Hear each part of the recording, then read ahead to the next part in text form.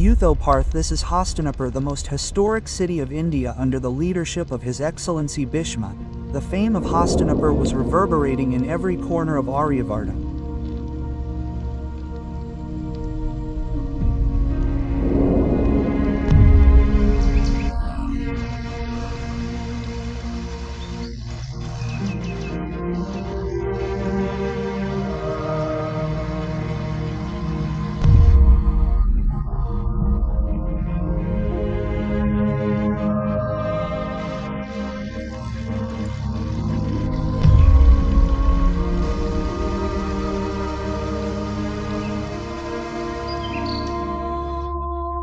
His glory was illuminating the entire Aryavarta like the rays of the morning sun.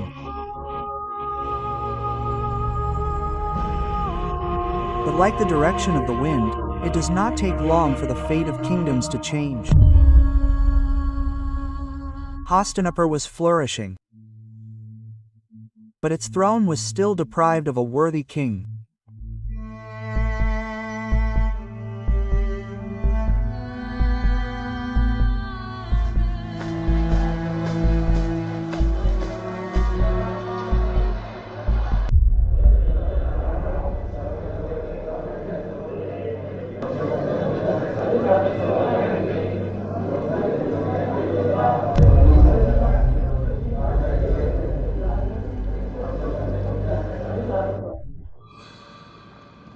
Quiet.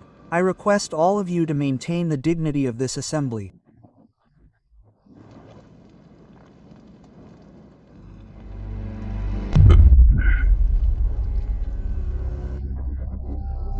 Due to the unfortunate demise of King Vichitravir, this throne of Hastinapur has become devoid of its king.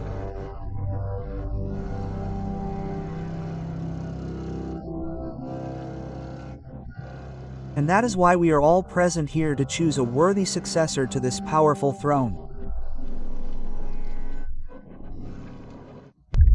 Pranapat, His Excellency, in my opinion Dhritarashtra, being the eldest, is the worthy successor to this throne.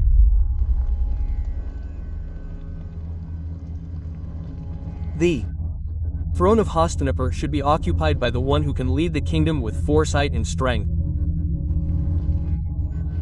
And how can a person who cannot see become the guide of a kingdom that needs clarity and direction?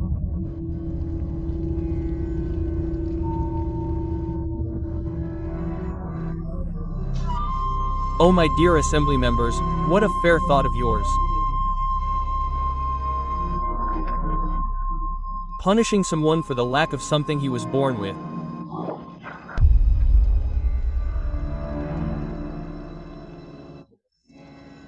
Has blindness become a symbol of incompetence now? No, it cannot be so. When God takes away one sense, He also sharpens the other as a boon.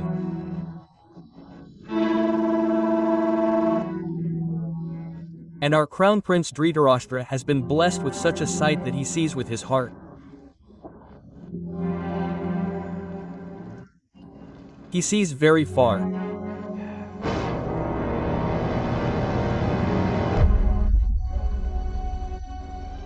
And there should be no doubt about his strength.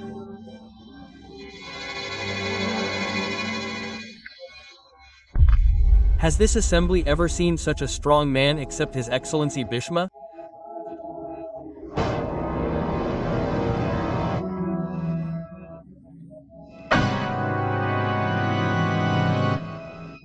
Such a resonant voice, such a huge form, if only a person who is powerful, pious and intelligent can protect.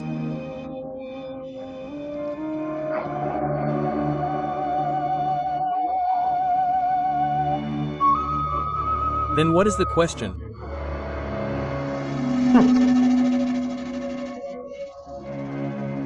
But forget it, perhaps all this has become a thing of the past.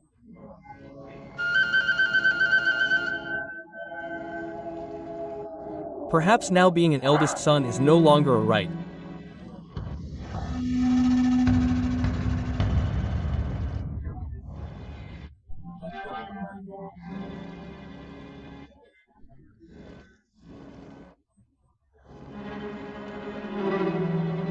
Perhaps now the throne of Hastinapur is not decided by tradition and religion, but by convenience and self-interest, and it should be so. When everything is changing, then why not the way of choosing a king, isn't it?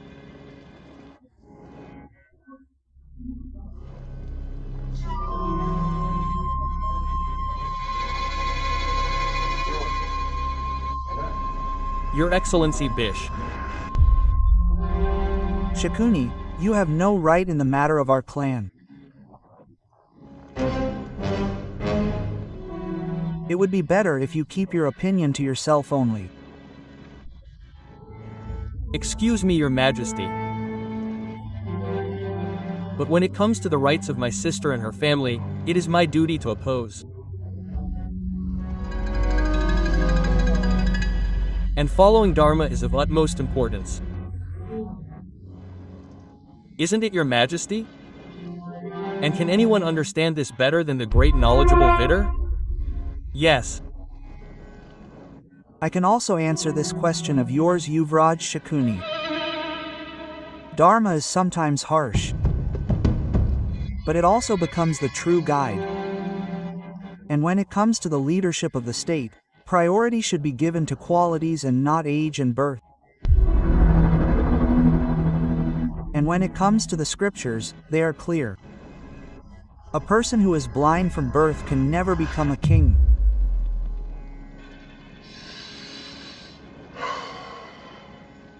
So what do you want, Mahamantri? The throne of Hastinapur should remain vacant for life. No, Yuvraj. What I mean to say is that Yuvraj Pandava was made the new king of Hastinapur.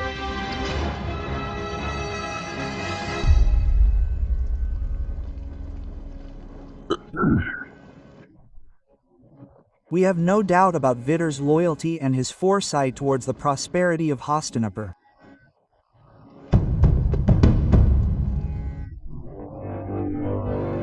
And I completely agree with his proposal that Yuvraj Pandu should be made the next king of Hastinapur. Maharaja Pandu ki hail, Maharaja Pandu ki hail, Maharaja Pandu ki hail, Maharaja Pandu ki hail, Maharaja Pandu ki hail, Maharaja Pandu ki hail, Maharaja Pandu ki hail, Maharaja Pandu ki hail, Maharaja Pandu ki hail. You might be confused by these events, so let's take a step back in time and see how it all happened. Satyavati, the daughter of a fisherman, was married to King Shantanu of Hastinapur. The marriage was paved by Gangaputra Bhishma, who took a terrible vow of lifelong celibacy and renouncing the throne for the love of his father. This is where the story of Hastinapur took a new turn. Satyavati and Shantanu had two sons, Chitrangada and Vichitravirya. Chitrangada died young and Vichitravirya also died young without leaving an heir. Hastinapur was in trouble. Then Queen Satyavati decided to resort to the traditional Niyoga method, under which Vichitravirya's queens were made capable of having children. Ambika gave birth to Dhritarashtra, who was born blind. And Ambalika gave birth to Pandu, who was born thin and pale. And a maid gave birth to Vidura, a very intelligent and religious boy. Later, Dhritarashtra was married to Gandhari, who accepted her husband's blindness as her own and blindfolded herself. Dhritarashtra, though, was the eldest, but it was not possible to hand over the throne to him due to his blindness. As per the opinion of the assembly and the policy of Vidura, Pandu was declared the next king of Hastinapur. Pandu was brilliant, valorous, and his popularity had also started increasing. Sometime after his coronation, Pandu accepted Kunti as his wife after winning the Swayamvar. Kunti was the epitome of penance, sacrifice, and faith. After some time, Pandu married a second time. This was an important alliance for political balance with Madri, the princess of Madra country. But gradually an uneasiness started developing within Hastinapur. Dhritarashtra was deprived of the throne, and the growing prestige of Pandu began to create a subtle distance between the two brothers. Emotions were silent, but bitterness was slowly making its place.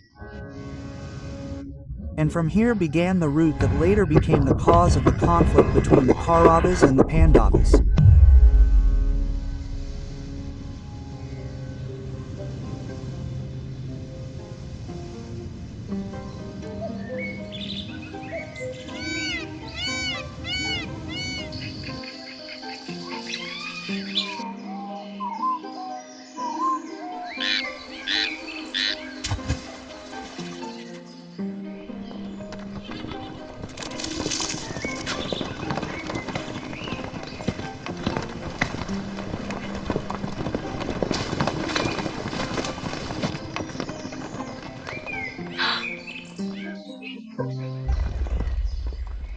Wait, Arya, look at what a wonderful nickel it is.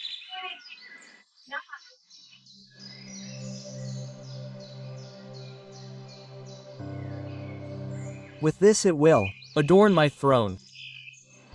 Have you brought it, Arya? No. We cannot kill such an animal. If it has a family, then it will become an orphan. It is not unusual for Aryan kings to go hunting. I have only asked for a deer. No kingdom? Madari, please be quiet. I will bring that deer for you. You people wait for me here.